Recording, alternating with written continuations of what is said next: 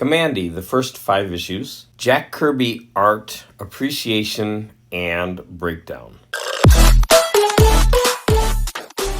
Hi, welcome to Garage Geek. I thought I'd try something really different this time. I just want to talk a little bit about Jack Kirby. As a kid, I did not like Jack Kirby's art. Now, as an adult, I look back on what Jack Kirby did, and I'm amazed. There's no denying that he's so important. I want to take this opportunity to just look at some examples of his art from the first 5 issues.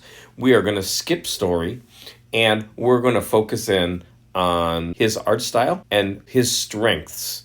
We're also going to point out areas of weakness. So here's the cover of Kamandi, The Last Boy on Earth, #1. And that's a classic cover, but you're also going to see that this is an amalgamation. This art doesn't appear together. He's on the raft, and that doesn't appear in the splash page. So this is actually a double page spread from his comic. Let's talk about the breakdown of these comics. There's usually at least 3 chapters, and each chapter will have a splash page, and then usually within the chapter itself there will be a double page spread. Now from the first panel where it says The Last Boy on Earth, you could see Kamandi, and in the first 5 issues this is the only time his hair is short. Now if you look at his upper hand, it's very blocky. The fingernails are long. Look at the thumb, it's basically a square. And then if you look at the bottom hand, you can see that the art on that is very poorly done. The thumb doesn't look like a thumb at all. The hand just looks misshapen. But overall, when you look at the entire composition, it's a very beautiful piece of art. Now, one of the things I appreciate about this is the colored background. A lot of his art from the first 5 issues, the backgrounds are going to be pure white, and I think that actually detracts, and I'm going to point that out. So here we have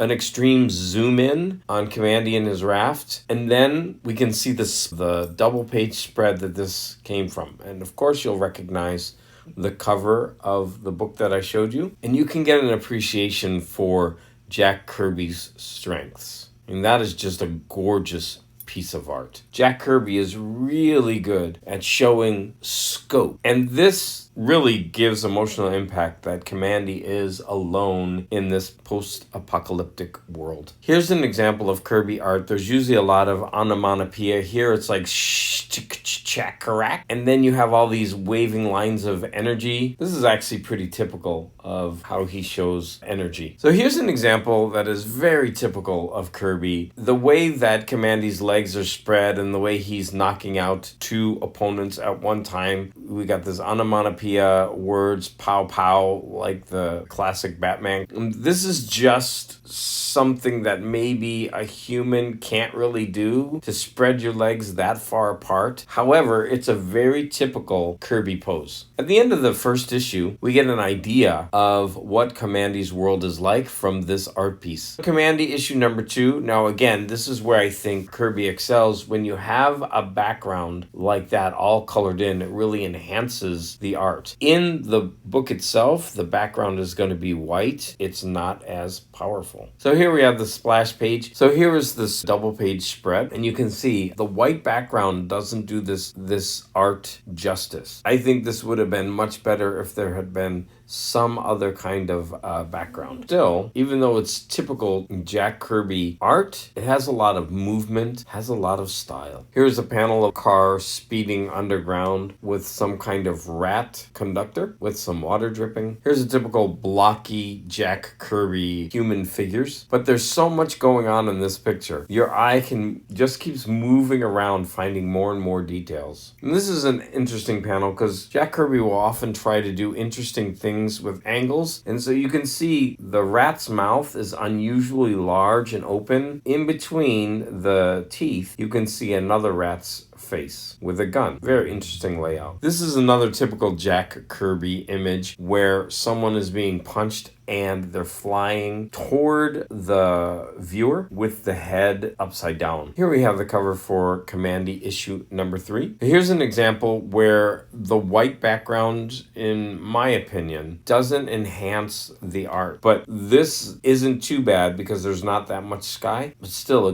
gorgeous piece of artwork. So here we have the double page spread, and it's very typical because there's so much going on in this. Your eye just keeps going from place to place. You actually zoom in, zoom out, and then travel around within this one double page spread. Even the pistol is firing to draw our eyes off the page. So Jack Kirby is really good at creating these weird and wonderful sci-fi landscapes. And here we have the city of the apes, which just seems so weird and foreign that it makes your mind just wonder. Again, here is a double page spread within the Monkey City. And again, I don't think that white background does the art justice. But again, so much going on in here. In this image, we get the back of one of the apes. I think this art is really well done. It is blocky, but it also flows. Here's an example of another strange creature with a giant mouth. A lot of the times characters in Jack Kirby's art have their mouths open and there's sound coming out. Here's an example where the background is colored in, and I believe it really enhances the art. Again, here's another panel that shows scope. Kamandi is very tiny in the bottom of the picture, and then we get all of destroyed Las Vegas. Kamandi has to fight this gorilla, and it's a very nice composition. Here we have the 4th issue of Kamandi, and this is an example where the sky is colored in, and I just think the artwork is way more enhanced. You see movement. You see the rope sliding through the picture. You see the wheels of the car coming toward the viewer. You see blasts of the gun going off. Now, it's a weird angle, admittedly, but it's moving our eye off, and you have the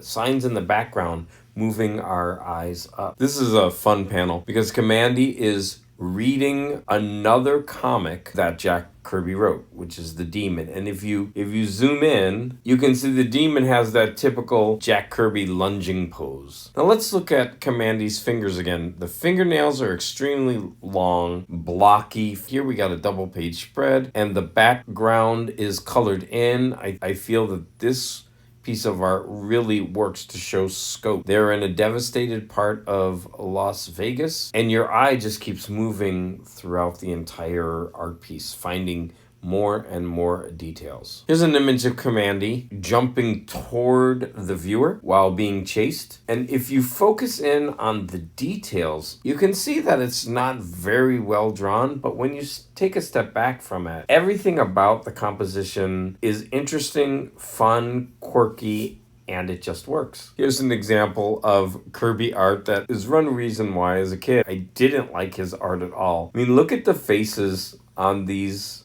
humans. I know they're supposed to be primitive, but this is just like too much.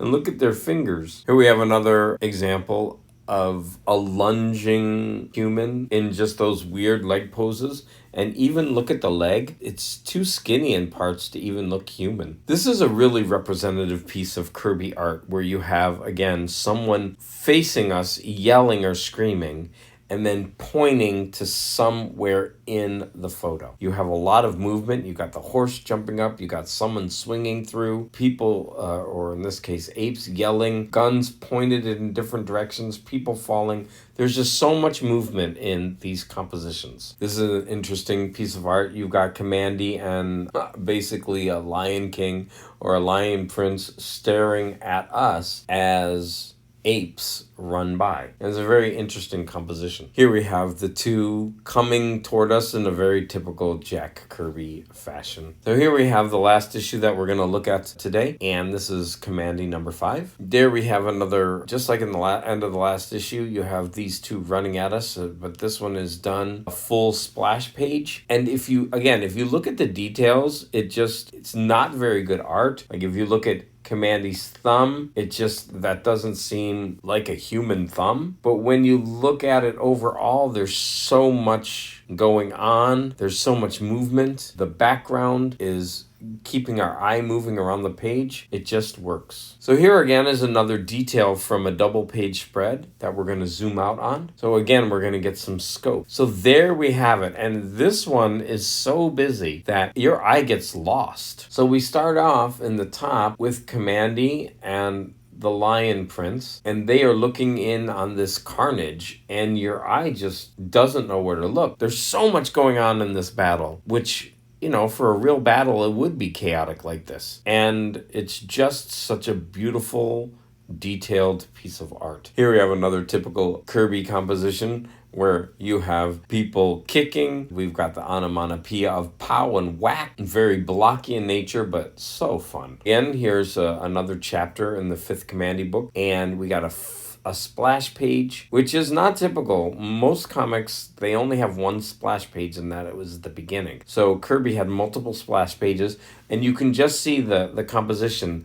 The threatening hand in the foreground with the whip, and then the two figures bowed and broken in 1/3 of the composition with debris everywhere. Here we have another instance of motion, and this shouldn't work. Again, if you zoom in and look, the art isn't that good, but overall, you see the motion, so somehow this composition just works. Here's another splash page that is really well done. Your eye just moves along with the lines on the field going out to the horizon, and then it's brought back through Murdoch Field, and then again, our eyes come down to finally see the lion royalty in the foreground. Here's a close-up of a hand. Now again, to me this is very blocky, and I know this is an animal's hand, but it looks like a human hand, which is weird. And then that thumb is just so disproportionate. To me, this is the type of art that just doesn't work. But then we see the face and the armor, and even though it's cartoony, this is so much fun. So the last image we're going to look at is opening the 4th chapter